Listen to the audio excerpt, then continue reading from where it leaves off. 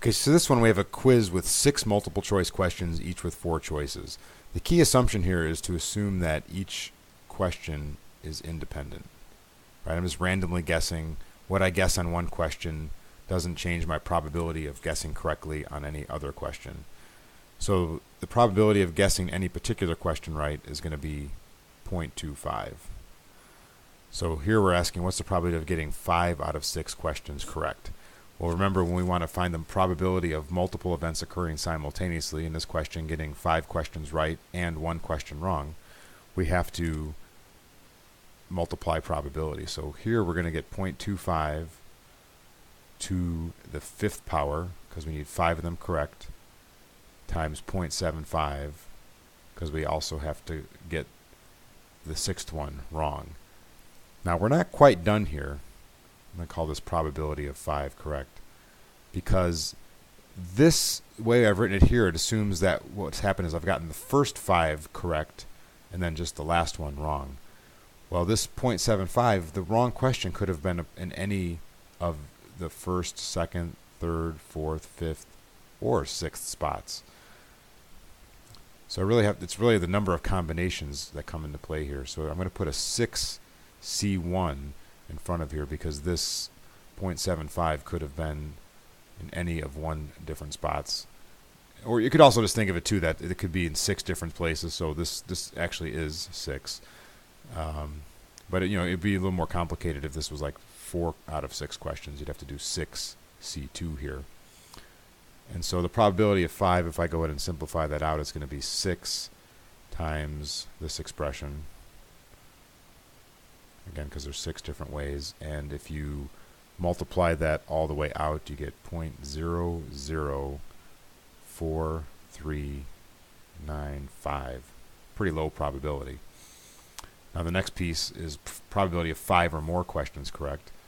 This is where we need to use the addition principle. The probability of 5 or more is going to be the probability of getting exactly 5 plus the probability of getting exactly 6. We have the probability of 5 already computed, so what's the probability of getting exactly 6?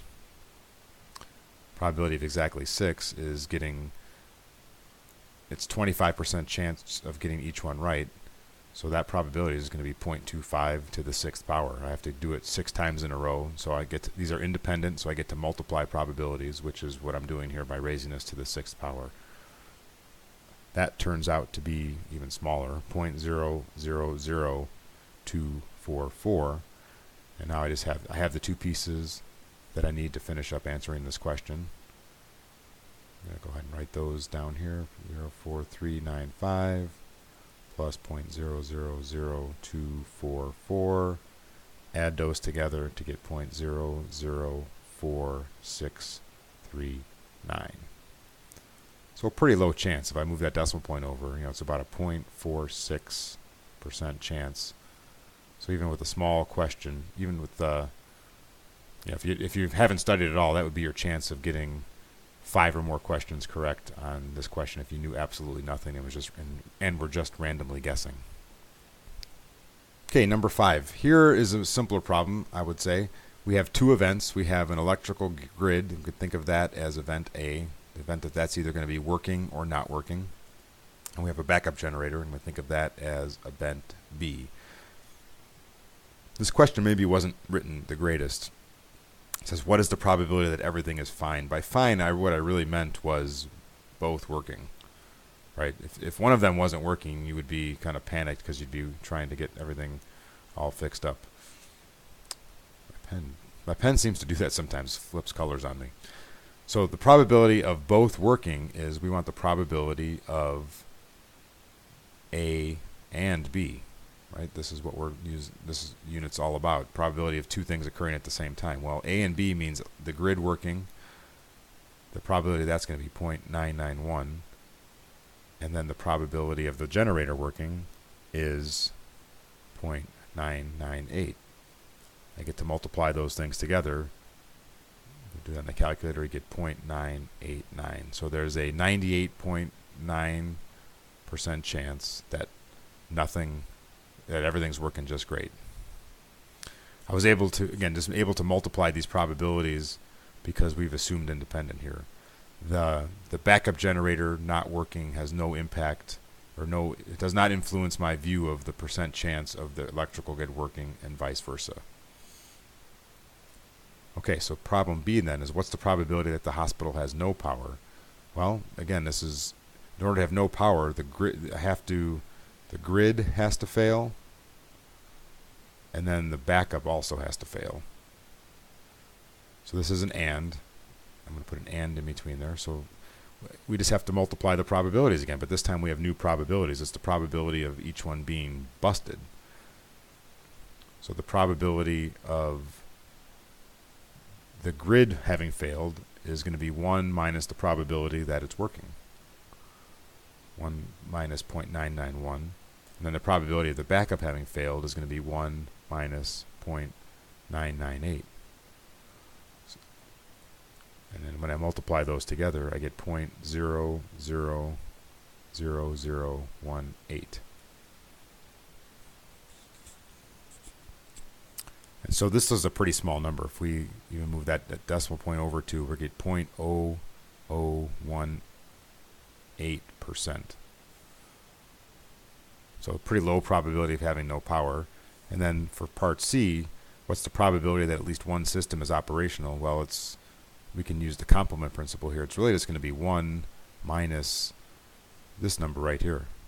Because the only way that at least one system operational means that it's 1 minus the chance of nothing working. So 0.000018. And then whatever that equals. It's a pretty high number. You know, it seems pretty good to me. So it's I'm not even going to finish writing it out here. Well, go ahead. 1.99982.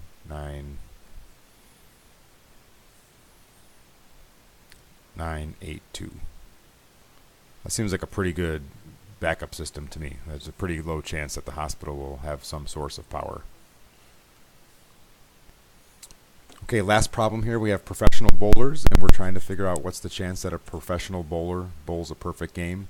For those of you not familiar with bowling, what that would require is bowling essentially 12 consecutive strikes to get that perfect 300 game.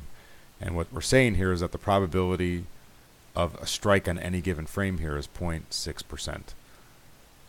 So again, we want the probability of a strike and a strike and a strike and a strike and a strike 12 separate times. So the probability of getting this 300 game is just going to be 0.6 raised to the 12th power, because again we get to multiply probabilities, and we're assuming again here independent, that my chance of rolling a strike on a given independent the chance of getting a strike on any particular frame doesn't change my probability of getting a strike on the next frame. So this maybe suffers from the same discussion we had on free throws. You know, maybe if you've bowled 11 strikes in a row, your chance of rolling a strike on the next frame could be somehow influenced by your nerves, or like you're feeling really nervous about getting the frame. But for the purpose of the math here, we're going to assume that each bowling attempt is an independent event.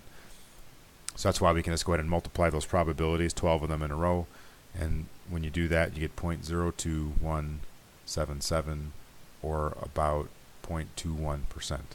So even professional bowlers, it's a pretty rare event for them to go ahead and bowl a perfect game. Less than 1% of their one out of every 500 games would be perfect.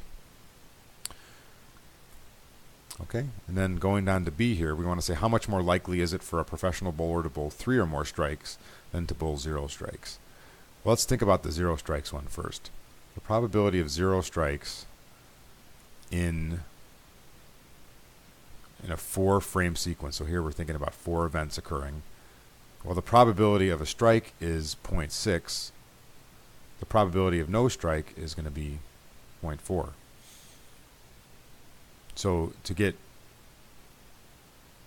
0 strikes here, we have to basically fail 4 times in a row. So we're going to have our 0.4, which is the probability of getting no strike in the frame, raised to the 4th power.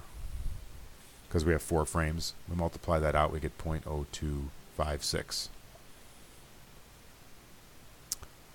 Okay, and then we need to know the probability now of bowling 3 or more strikes in that 4-frame sequence. So the probability of 3 or more is going to equal the probability of getting 3 strikes plus the probability of getting 4 strikes. You can add those together because those are mutually exclusive. You can't have 3 and 4 at the same time. Okay, so probability of 3 is going to be similar to the problem number 4 here. In order to get 3 strikes, we have to get 0.6 to the third, because we need 3 of those to occur in a row, and we need to not get a strike in that 4th frame. But here again, we have to worry about the fact that the frame that we had no strike in could have been in the 1st, 2nd, 3rd, or 4th frame. So there's 4 combinations how that could have happened. So we need to multiply that first one by 4. And then the probability of getting all 4 strikes in the 4 frames is going to be 0.6 raised to the 4th power. Here we don't have to worry about the combinations because we're not reordering anything. It just has to be strike, strike, strike, strike. You go ahead and do the math on those. You get 0.4752, much higher percentage. So this is asking for how much more likely is it for a professional bowler to bowl 3 or more strikes than to bowl 0. Well, that likelihood is going to be a ratio. We just need to put 0.4752 happens for the 3 or more strikes divided by 0.0256. That ratio